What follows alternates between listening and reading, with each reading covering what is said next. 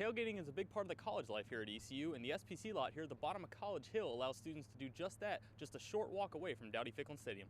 East Carolina receiver Justin Hardy was named the Burlsworth Trophy Award winner, and he had 110 receptions this year, second behind only Amari Cooper, who was a Heisman finalist. Companion, an app made by college students for college students. It's designed to help people stay safer, and by allowing you to keep in contact with your buddies, you can communicate with them while traveling. Another feature of Companion is that it will alert the police if you ever feel unsafe or even if you drop your phone. As you can see, I'm taking a survey.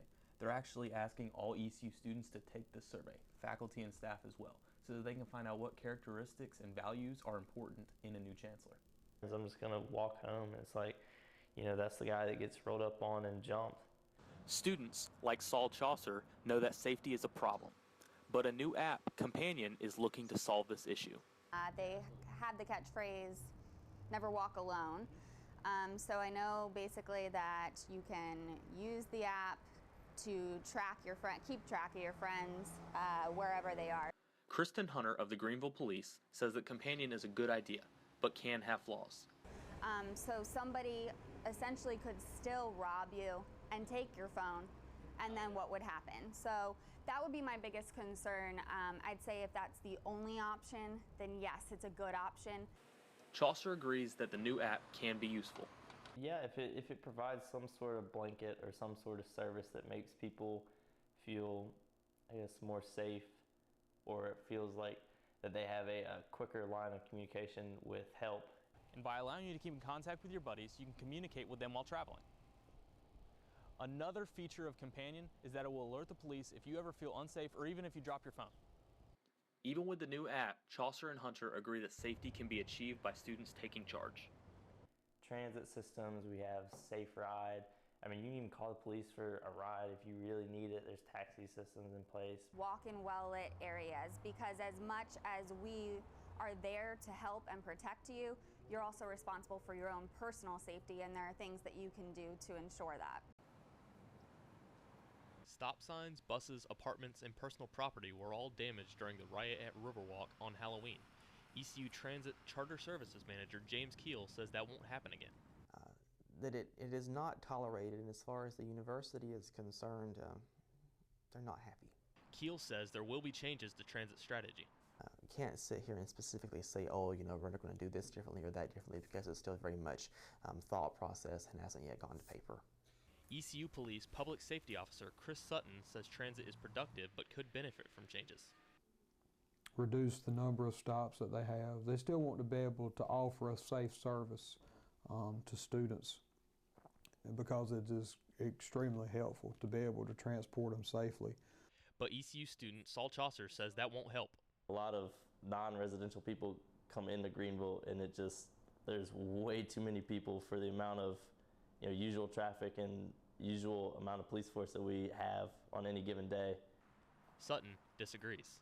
They work together to make sure that we continue to provide a safe environment for Halloween or for any other large events like we do, and I think that in the university, Greenville and Pitt County, we do that very well. Chaucer says the strategies that are employed now are not working. And it's almost as if Riverwalk, which honestly it had not quite the turnout, but pretty close last year, it's almost like the police weren't even there. Keel says the events of Halloween haven't changed Transit's #1 priority, safety. Making sure that, you know, even though the bus is, you know, undergoing damage or potential risk, you know, we're not going to try to endanger someone else's life trying to save the vehicle. ECU Transit and police may not know what specific changes will happen yet, but many say the status quo just isn't good enough. It's important for our students and the citizens of our community to be aware of what's at stake. That it is not tolerated, and as far as the university is concerned, they're not happy. Chris Robinson, Pirate News Network. Seems a little unfair when you could use some of that funding or whatever to employ a few people. I'm sure Chancellor Ballard gets compensated well enough already. In the wake of a pay increase for Chancellor Ballard, students like Caleb Mason are letting their voices be known on what a chancellor should be.